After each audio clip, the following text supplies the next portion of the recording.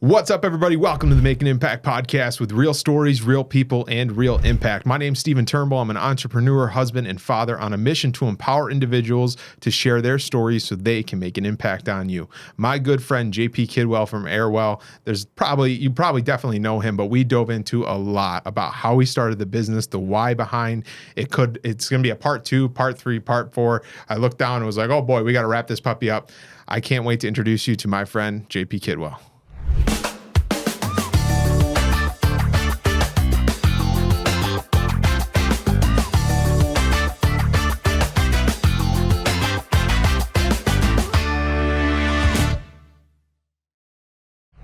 All right, everybody, welcome back to the Make an Impact podcast. My good friend, Mr. JP Kidwell, is in the house from AirWell. How are you, sir? I'm really well. Jumping right in, no script today. Let's do it. I love it. Happy to have you here. Long time coming. What is Durant saying? Long time listener, first time caller. What the hell's that saying? Jim Rome. Yeah. And I know long that's time, you. first time. I know that's you. How are you today, Mr. Kidwell? I'm doing really well. Yeah. Yeah. In some basements this morning, and now in a podcast We're in during the basements, afternoon. sucking dirt twice today, every day. Thankfully, it's the busiest time of year for duct cleaner. I want to go back. Make an Impact podcast. We have no script. Okay. About relationships, making an impact in our life, in our family, in our business, in our community, insert whatever here. And we were joking a little bit on the phone when we planned this about Daylight Donuts. Mm-hmm. This episode is not brought to you by Daylight Donuts, but it's opening if you would like to come on in. Yep. JP and I met 7 years ago, maybe. Let's call it 7. That sounds good. 7 years ago, outside of Daylight Donuts, was a beautiful summer day. Having a donut, having a coffee. Maybe we didn't have a donut, but we probably did. Just off of a social media connection. I think that's what it was. I think you were early on in AirWell. I think I was still in my career prior to this. And you were getting started. I helped. My career prior to owning some trade businesses, it was I held a number of healthcare executive roles. I had a nursing home administrator. I ran family practices, urgent cares. Then lastly I was part of the team that ran strategy for a drug company. Mm-hmm. So while I was still in it, it's well known in the pharma world, biotech space, that you got a good job, but it's not going to last forever. Yeah. So while I was still there, I started AirWell. And so I want to get into all that. My point in bringing that story up off the get is that's what the podcast is about: building relationships, building connections. You become a great friend, a great client of mine, great person to call with this. You're the one that was responsible for introducing me to ChatGPT. You know that? And the reason I'm unraveling this all on the episode is because I think it's so cool, because I think I was getting like a little active on social media, and you reached out, or I reached out, vice versa, when you were just launching, and was like, hey, let's get together and just connect. Mm-hmm. And the people that we've met, you referred me a great client, thank you very much, last week. And those connections and all just come from one meeting and where it can stem to. And now here you are today. So there's I love it. A line I operate everything that we do in our business or public or volunteer work, and it's collaboration is at the center of everything that we do. Your goals become ours, and we are measured by the success of our partners. Love it. And that is just really the center of how we operate this little trade business that people have zero expectation of. And if we can, I can beat zero expectations. Sure. So we try to do that a little bit more and a little more every day. And we are measured by the success of our partners. So much of our success and our referrals, so much of our volume, comes from referrals from, we'll call them partners. It could be prior customers or HVAC, mechanical contractors, the carpet cleaning guy, whomever. Whomever we touch in some way finds value in our relationship. So all right, before we get too deep, we're going to rewind it right back. If someone's watching this is the first time they've met you, tell us about you, your story, and then I want to talk about the birth of AirWell and where you are today. Sure. Born and raised in East Utica. We live in New Hartford now. I call it the East Utica section of New Hartford. It's by Valley View Golf Course over there. Yeah. And St. Agnes School, Notre Dame High School, MVCC, SUNY Poly. So I'm local here. I'm a local guy. And found success through the educational endeavors and then into the healthcare system here. My degree was in healthcare administration. I got to work for a local healthcare system in a number of, increasingly responsible positions over time. And then I wanted to see if I had the chops to be some kind of fish in a much bigger pond. And I was able to secure a position that required a bunch of travel, but gave me exposure in a bigger scale. So Sure. I got a position in a pharma company. Not the traditional sales rep position. It was a little bit different than that. It was called a key account manager. It was allowed me to kind of speak doctor office talk to the doctor's offices and organizations and groups and that the reps call on. So I kind of open the door, they go kick it open, and I keep it open. Got to do that for a while. It was a great experience. Traveled a lot. Missed a lot at home. I don't miss that part. My last year there, I think I took 158 flights. Wow. So we had a lot of airline miles, but I missed my kids. I remember Christina, my wife, best person ever, had to go to parent-teacher conferences alone because I'm stuck in a snowstorm somewhere. So that's just not what I wanted to do forever. Yeah. I would have stayed because golden handcuffs, but I'm glad looking back now that I'm on my own. I'm not sure timing is ever perfect, right? Does anyone ever build everything exactly on their timeline? It hasn't been my experience. But that chapter ended and a new one started. So while still there, one night, all right, here's a story. I know where you're going with this. This is what I wanted to hit too. It's a Sunday night. This is all true. Not completely proud of all of it, but here we are. It's a Sunday night, probably midnight. I'm at my computer at home, at least my second bourbon, and my wife comes in at midnight and says, "What are you doing?" Because I'm working like a million hours, and I wasn't wild about who I was, and I was working too much and traveling too much and drinking too much and eating too much and not sleeping enough and trying to pack everything into a short thing. And I wasn't really doing any of the stuff of my life really well. So what I was doing was online looking for businesses for sale. And believe it or not, on Craigslist, there was a duct cleaning business in New Hartford for sale. So I reach out to the guy, and we set up some time to get together. I wanted to go in the field and see, do I want to do this? Can I see myself doing this for a living? Not just could I come up with the money or did it make sense for us, but what do I actually want to do this?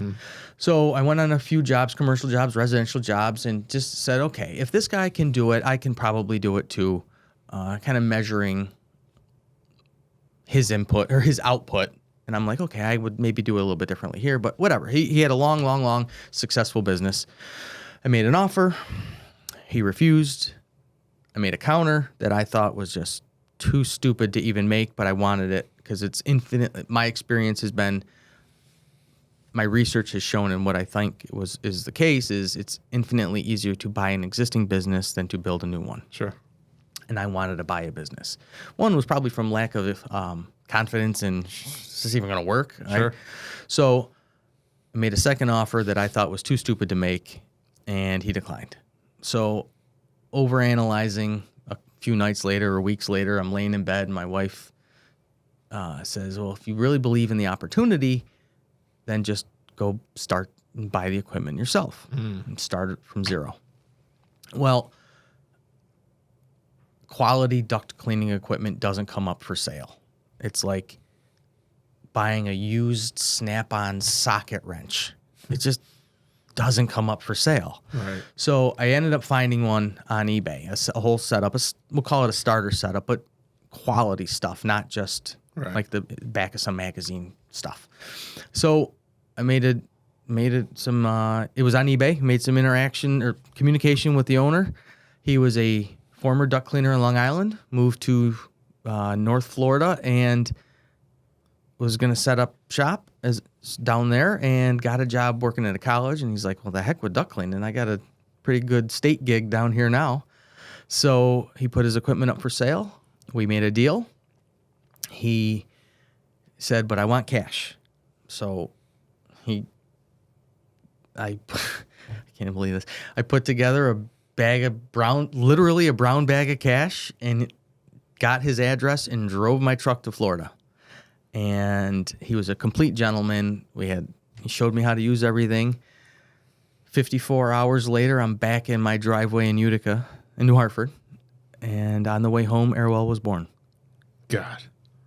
That's all. We got to wrap it up right there. And that was... I love that. When was that? Almost 6 years ago to the day. 6 years ago, so 2019. Well, it was 2019.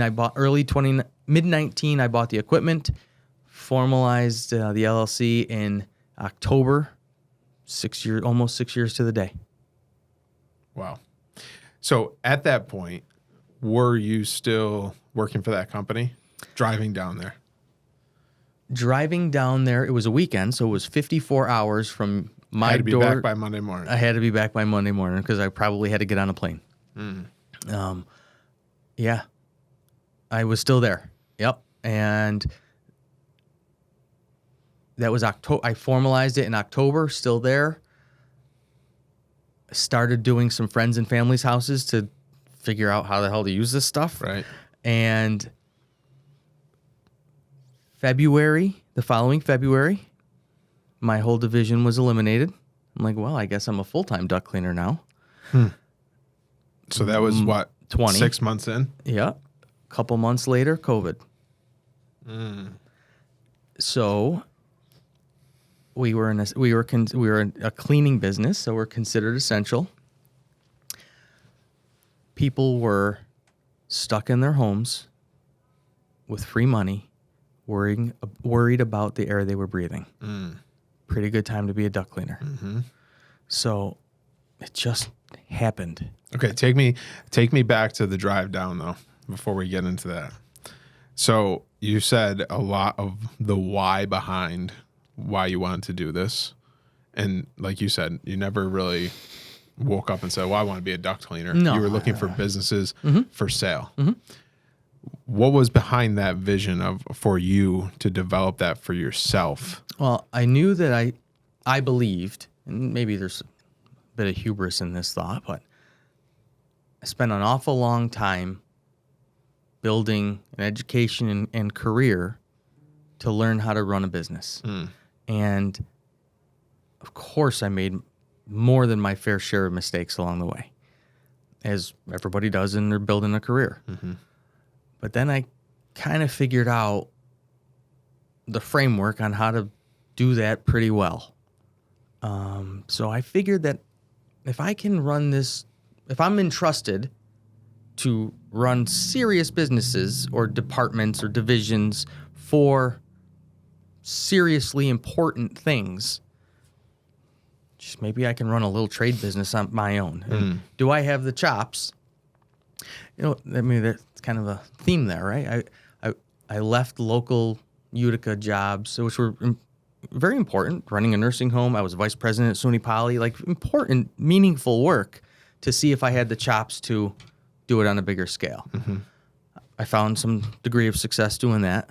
And then I needed to prove to myself, do I have the chops to do it when it's my own ass on the line and my own dollar on the line? Running a trade business in our community that I consider an immature market at the time, that it wasn't a service anyone thought about. Everybody knows you need an insurance agent, you need a doctor, you need a lawyer, you need an accountant. Sure. In our community, nobody was really talking about duct cleaning. So in as much as I needed that thing to work because I have 3 kids and a wife, I needed to create the demand in this space, in this community. So maybe like a knucklehead, I wanted to see if I had the chops to pull that off. Okay, so you just said I needed it to work. How does JP feel about a plan B in a situation like this? There are times, of course, everyone considers plan B. And my wife and I have gotten to that point where she's like, well, geez, maybe it's time, yeah. And then I kind of just, the way I respond is kind of go dark and I go silent and just let me dig in and let me do it. And I pull my late nights, I pull my early mornings, and I have learned a bit more about myself in that activity is what gets me through when things are slow. And maybe they're not slow from a volume perspective, but slow in my mind, or I'm ran into this roadblock, or I'm getting bored, or whatever. I need activity. And now I realize, and I said this to one of my guys this morning, motion is not progress, right? We all know people that are very busy that don't get a lot done. I'm not measuring by how many meetings you have, or how do you want to be remembered, right? Are you the guy that gave the most quotes, or you affected the most lives, right? I want to be the guy that affects things, and it's for the people that are important in my world. So I needed to, when things got funky or got low or got quiet, my way is kind of go quiet and dig in, and activity gets through it. Matt Nime's a dear friend, great guy. He made a comment one time that really resonates with me. He said, volume fixes all problems. And it doesn't necessarily mean sales volume, it's activity. I interpret it in a way that's, appropriate for me, and I think that's the way I kind of take that message. I love that. We talk a lot, and I was just alluding to it before we started recording, about this mastermind group I'm in with agency owners from across the country. There's 8 of us now. Yeah, 8 of us. And 80% of us are within the first 3 to 5 years of business. And someone will bring up a problem, like you just said, of this like staffing problem or scaling problem or whatever. And 90% of the time, the answer is go sell more. Go make more relationships. Go find more partners. Go sell more insurance. The rest of it will take care of itself. I love that saying. Talk to us about getting started. So we talked about the drive down, which is an incredible story. But getting started, and I think it's interesting because you had a time period there where you're kind of, like you said, doing family, friends, trying to figure out the business model. How to do it. But then when you got laid off and let go, it was like, oh, this is full time and I have to figure it out, and there's no plan B. I need to figure this out. Like you said, I have a wife and 3 kids at home. I need to figure this out. Talk to us about scaling it to where it is today. Okay. I signed up for, at the time, it was Angie's List. I signed up for what at the time was called HomeAdvisor. And HomeAdvisor it allows you to essentially pay for leads. You set up a profile and say, I'm willing to do these services in this geography. And if people go to HomeAdvisor website and say, I'm looking for these services, you get a link, you get an email. If you respond, you pay for the lead, and that's fine. But that really allowed me to get some exposure in an area where I didn't have it otherwise, because we started from zero. And I think as of this morning, we're just shy of 300 Google reviews. Awesome. Yeah, so things are from there to here. It's been 6 years of grind, collaboration. Like we are not tied to a single HVAC company. We certainly have relationships with a number of them. And by design, we don't do service, install, repair work on furnaces or boilers. We don't do I clean ducts, because I want them to feel comfortable referring to me, knowing I'm never in a position to steal their customer. Sure. Yeah. So from a business perspective, they're out there. They're in the houses. They're there first. They're the ones doing the furnace replacement. They're talking to the customer and saying, geez, you really should have these ducts cleaned. Well, in Utica terms, they got a guy. And I'm glad to be their guy. Other companies have come and gone. I think it just took my stubbornness and grit to just say, I will make this work. And it's because of the support of the friends and the wonderful guys that have been part of our team. And my wife is the velvet hammer, and just keeping it, as a good friend says, keeping the train on the tracks. I've had a little slap in the face recently of just a realization, right, in business. I'm only 3 years and change into it. So what are you, 6, 7? 6. Coming on 6, okay. Yep. So, but do you still buy the leads through No. that HomeAdvisor? Okay, that's my point. The seasons of the business, I don't think people think about this or talk about it enough. right? We are a seasonal business. No, I mean it in the sense of the seasons of one business to get from 1 year to 2 years in business to 3 years in business, to the fact of when you started, you had to buy those leads to get people. You had to get people in the door. You had to get your name out there. But now you're relying on these partners that are keeping you busy and keeping you overly busy. We talk about that all the time. But like I was talking with somebody else and they said straight up, hey, Stephen, what got you to year 3 in business is not going to get you to year 4. True. Right. You have to adapt and make those changes of how am I acquiring customers? How am I going to scale this and add new services, which we'll talk about, all these different things. Do you think you put much thought into that looking back in 2019? I don't think I did. I think at that time, my thought was I have this equipment. If I can do 3 duct cleanings a week, I can pay for Cobra and my mortgage. And sounds like Jared, which I know you know Jared and had the episode in. It goes the same thing. I love it. If I do just that, I could. Okay, we can make it another month. Now I had very fortunate. I had a wonderful career. We had money saved up, and it allowed us. Sure. Those sacrifices in my career prior to, and they were not sacrifices like I was, I wasn't giving blood every day. I mean, but the time away from the family. The time away from the family and were sacrifices, but they allowed us, not knowing at the time, to save the money, to be able to weather this storm that absolutely was. Cobra's, I remember, this was 6 years ago. It was $2,400 a month. It was more than our mortgage, but 3 kids and a wife, kind of need health insurance. Yeah. I want to pivot to just getting into AirWell, getting into the new add-on, but I want to ask you one question. What do you think of this statement? There's entrepreneurs and there's people that aren't entrepreneurs. There's people, and I'll boil it down a little further. Mike and I talk about this all the time. There's people that get it, and there's people that don't get it. React to that. I'll go a step further. Please. I think there are entrepreneurs, business owners, and self-employed. Oh, yeah. And we just extended the podcast another 10 minutes here. I like this. When I'm, because every business has turnover. We are a lean business. There are times, it's not often, thank God, that I'm alone on the truck. That's when I'm self-employed. Because all I did was create a job for myself. I don't make any money if I take a day off. That is self-employed.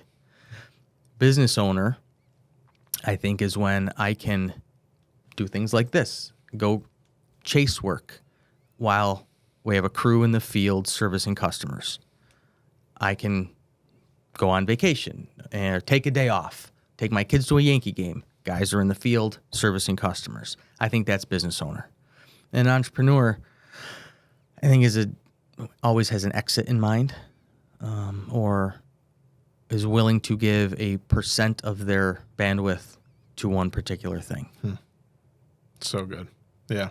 I think often too, and I think about this a lot with again, only 3 years in, but what's the next 5 years look like? What's the next year look like? How do I get to the next 10, 20, whatever?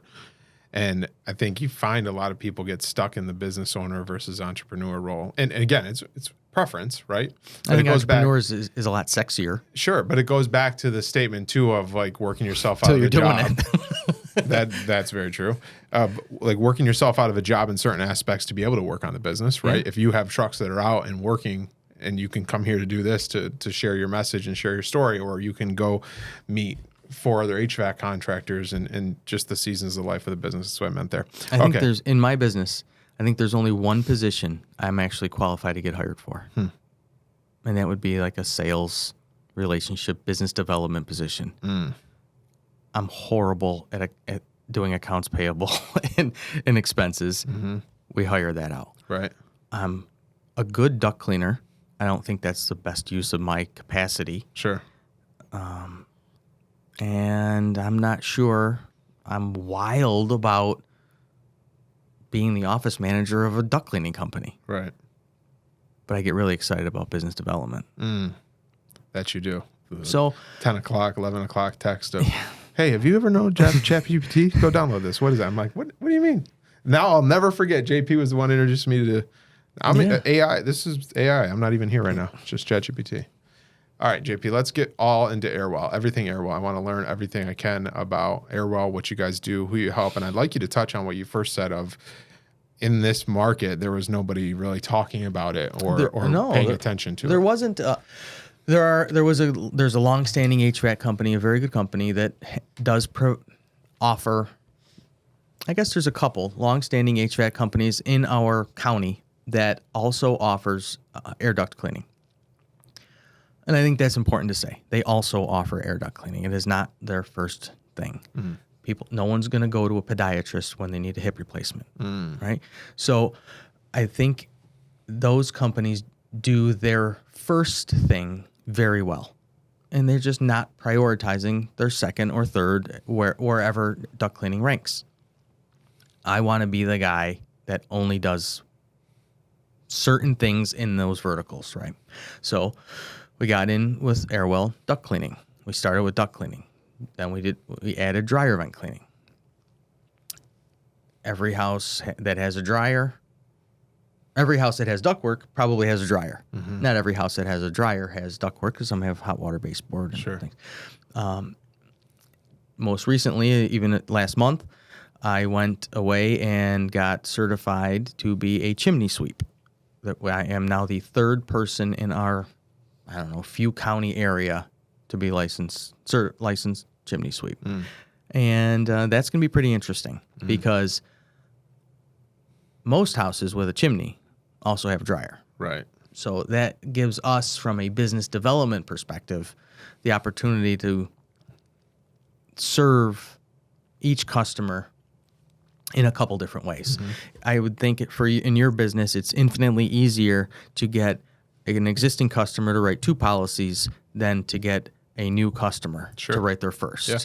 So I'm trying to, over time, always envision creating some kind of ecosystem where everything that we're a part of can kind of feed the machine, right? We don't do carpet cleaning or restaurant hood cleaning, and maybe someday we will. We don't have the bandwidth yet. We want to be really good at the things that we do before we add on. And I think over time, creating that kind of network will allow you to become more immune to market changes and people coming in and going out. We've had competition pop up. I think they found it was a little bit harder than they imagined, and or wasn't their only thing or their prioritized thing. And this is not an easy thing. So finding customers, getting them to understand the demand and why, and then paying you for something they can't see what you did. All our work is inside the ductwork. Right.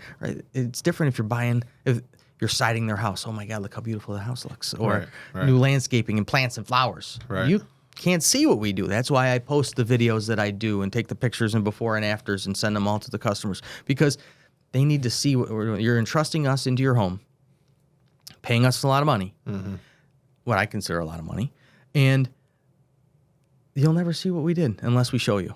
So I'm pretty big on that. You just do things the right damn way. It's my podcast. I hope I can so. swear. God damn it. Knock on wood. 2 things there that I really just admire, and we kind of led into this with the conversation. I really admire of like looking at what's the next thing. I just talked about how I'm going through this. What's going to get us to where I want to get this next step, because it's not going to get us here. But like when you were driving back from Florida, you weren't thinking of cleaning chimneys. Not at all. And then it was something that naturally came after you did the duct work, to the dryer vent, to the chimneys. And it just comes back to helping your clients. Right. And the other thing that I want to touch on too, that I think is very powerful, is like staying in your lane. And you talked a lot about that, of like, we are very good at this. There may be people out there that do all of this, but maybe they haven't done this in 4 months because nobody has asked them, and they're just going to try to pull it off for you or whatever. No, you're going to send, you're going to get the owner's idiot nephew that doesn't know what they're doing. Who's the duct cleaner. Here you get the owner, who's also an idiot, but you're going to get the owner and the guys that are with us. This is not a small part. No, it's not. The guys that we trust, we check everybody out. The guys that we come to work with us, and essentially cut loose in your house. I'm down in the basement. They're upstairs. We go to every register in every room. The guys that I bring into your home are on your wife's side of the bed. They're in your kid's room. That is not a small thing. So when we are trusted to be invited into your home and then earn 300 5-star reviews, that is not lost on us. Like, I can get emotional thinking about that. Like, the trust is so important. Yeah. We're not picking up nails in the grass after a roofing job. Right. Like, it's different when you're trusting someone into your home. Sure. Like, I have videos of great guy, contractor, Chris Raleigh, awesome. Gave us the code to his camp. Just go. I trust you. Right. Dude, you know what that means? Yeah. Yeah. I just love, like, and you earn that trust through your reputation, the Google reviews, everything that you've done to position yourself as a person in that community that does that. But I love the conversation of, and this goes back to kind of the entrepreneur business conversation we were having. I'm just like, I'm staying in my lane. I'm doing what I do very well. I won't drop any names because I can't afford the lawsuit, but there's large banks, right? Large banks, large dealerships, whatever it might be, that have insurance agencies inside of their bank and financial institution and say, and if you think about it on paper, we talk about the business plan on this podcast all the time. If you think about it on paper, JP is going to trade in his 2008 for a 2024. What's going to happen? Your insurance is going to go up inevitably. We got him. Let's sell you. It makes sense, right? But then JP has a claim. JP has a policy question. JP has this, and this. Everything that we do inside of our walls very well at T5 Insurance every single day. But they don't think about that because they're thinking of, I can round this client and it's going to be fantastic. And there's two of the largest banks, I'm going on a rant here, but I'll be done in a second. Two of the largest banks in the country in the last 3 years have closed and sold their insurance division after trying to add it on. Because it was something they got to a point of, oh, this isn't what we thought it would be. We thought JP was going to buy a car and now send us his premiums every month, and that was going to be it. But they don't get into the weeds of, this is what we need to focus on, right? And I mean, I'm in that mindset too of now of like, we do personal and commercial, right? And they're two different beasts. And at the scale that I have right now, I can handle everything, but training one of my new hires that is going to be a personalized person, right? They're going to know that, so I can focus on the commercial, which is what I more enjoy, having the conversations with business owners, all that stuff. So we're staying in our lane and focusing on what we're doing. And I just extremely admire that because, like you said, you could try to add furnace repair. You could try to add this stuff, you know, a review of whatever. But no, this is what we're good at, and this is why we are the premier person for this product and service in the area because this is what we focus on. It is incredibly hard. It is not a small exercise of restraint to not get into HVAC. Sure. If you look at, it should come as no surprise. I've done a lot of research on similar markets or spaces and other things that we can get into. The lifetime value of an HVAC customer is enormous. I spoke with spoke with a wonderful guy who owns a nice HVAC company here. He said, I've been doing this 40 years. I have five customers. I've put 4 furnaces in their home. Maybe it was 40 years. Anyway, and he said, you know the lifetime value of that customer? 4 furnaces. He goes, a furnace today is $20,000. So the lifetime value of 4 furnaces, how many annual cleanings, how many hot water tanks, is enormous. Say it's $50,000. The lifetime value of a duct cleaning customer is like 4. Leaving a lot of money on the table. Right.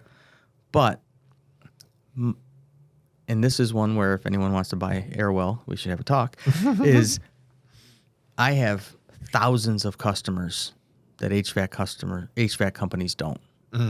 Right? Not every one of my customers is HVAC, Jim's HVACs or Bob's HVAC or whatever HVAC. Right. They are referred to me by others. A number of them are. Some of them just say, hey, I went online and saw your Google reviews and you're the guy I want to work with. So our book of business is probably pretty interesting to an HVAC company that may want to join this, enter this market. Sure. Or some young guy that's taken over his dad's HVAC company and he says, my dad didn't have the energy these last few years, got a little quiet.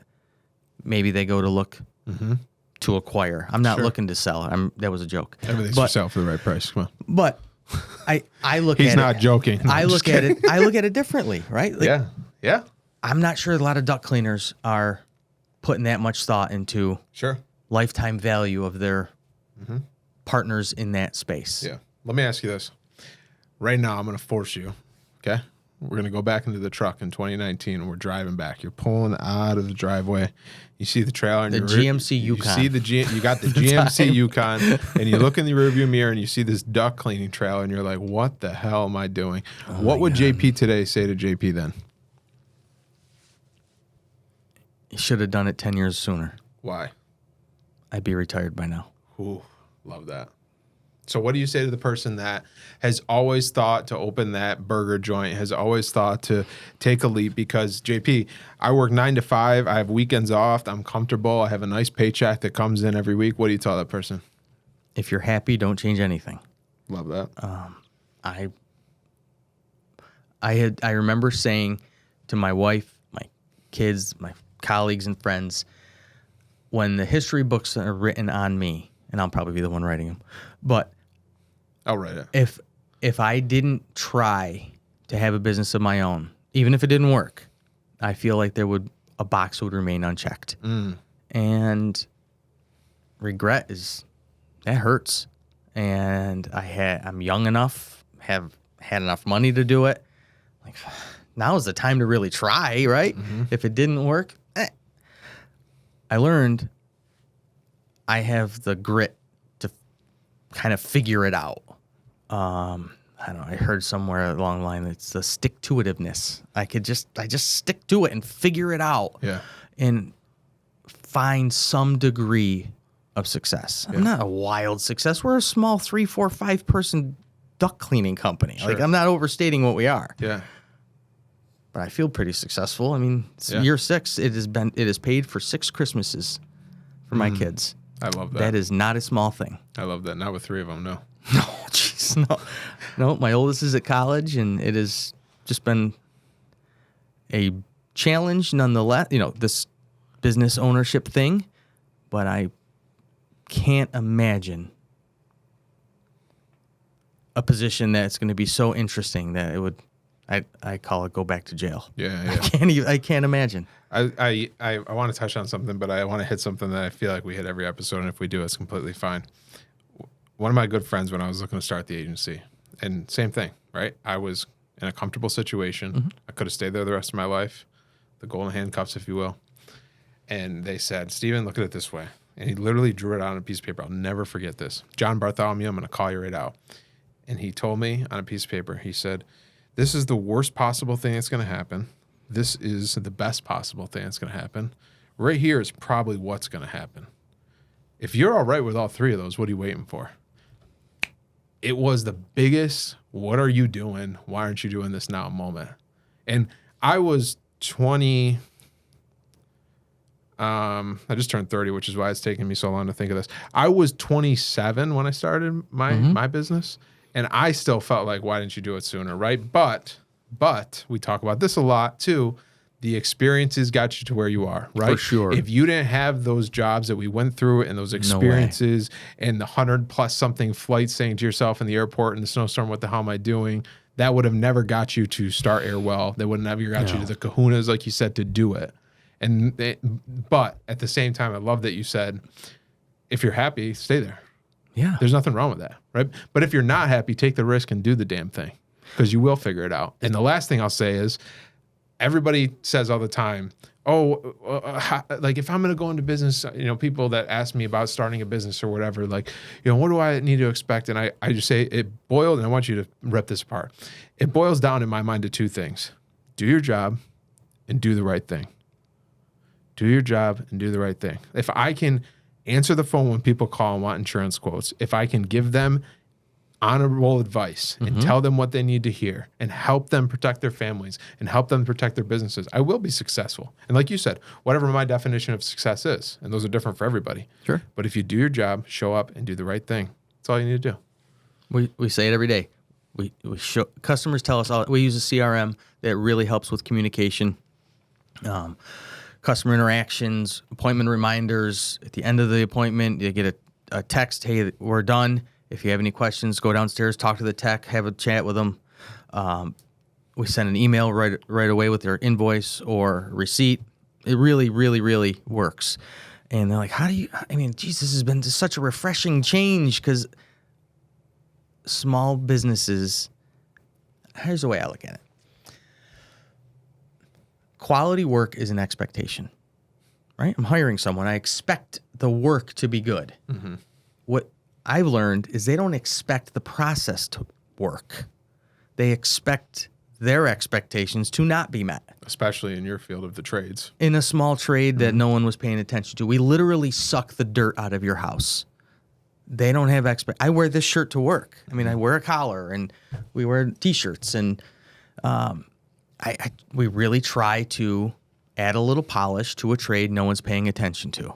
So if we, to your point, if we show up when we say we will, when we send in between every job, from when I leave my shop to in between jobs, the system sends them the customer text message with my face or the technician's face and says, your service techs are en route.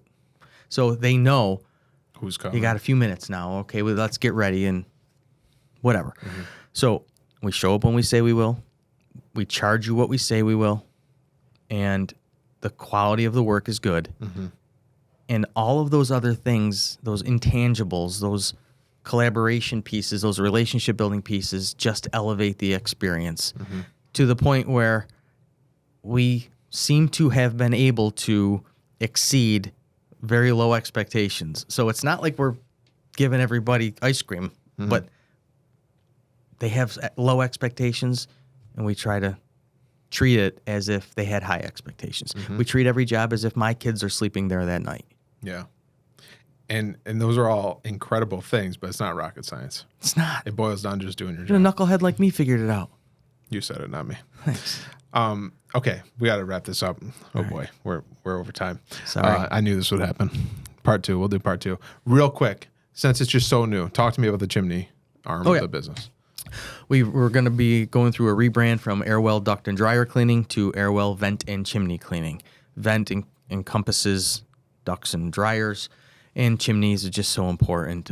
We can do level 1 or 2 inspections. That may not mean a lot to a lot of people, but the level 2 means it's in some states it's required. In New York, it's recommended that level 2 inspections be completed at every real estate transaction. I'm not doing this to try to jump into the real estate game. It's just a level of service that is necessary in many areas, and it's just really prudent. I mean, there's 25,000 chimney fires a year. There's 15,000 dryer fires a year. I'm not a volunteer fireman, but I'm trying to help prevent them. Yeah. We insurance agents appreciate that too. Well, we appreciate tell your customers. We do, and we have, and we will continue to do so. Thank you. Where can everybody find you? Facebook, best way to get in touch with you. Everything have we to got. check. I can promise you, if once you watch this and you go to AirWell on Facebook and the social medias, you're going to see the before and after videos. You're going to call JP right up. I tell you right now. But tell them where to check all that out. We got this new thing. We've been doing a segment on dryer vent install reviews. So when we're in people's homes doing duct cleaning or there for dryer vent cleaning, we do a review on the vent that they have installed. So I thought that would add a little bit more color and meaning to the service that we do versus just posting, a dirty picture and a clean picture. Right. Is more, hey, this is the material this is made out of. This is why I don't love it. This is what we would do differently. This is not code, whatever. But it's an educational piece. Yeah. So we're trying to add a little service more than just we're a business in town, pick us. Sure. I'm trying to look. What's today? The day we're recording this is October 6th. Am I right, gentlemen? It is. October 6th. So when you go to Facebook, go look at the one from October 6th today. Today's is pretty funny. I'm not going to spoil it. We're going to send you right there. You must go and look at today's because that is fantastic. JP Kidwell, I can't tell you how much I appreciate you. Thank you for the opportunity. As a great friend and client and supporter. You've been our relationship has been remarkable from the second we sat down at Daylight Donuts, which is so cool to unravel. And I appreciate everything you've done for me and appreciate you taking the time. Everybody, that's another episode of the Make an Impact podcast. Until next time, go out there, lead with purpose, and make an impact in someone's life today, even if that's your own. My name is Stephen Turnbull. He's JP Kidwell. We'll see you next week. Take care.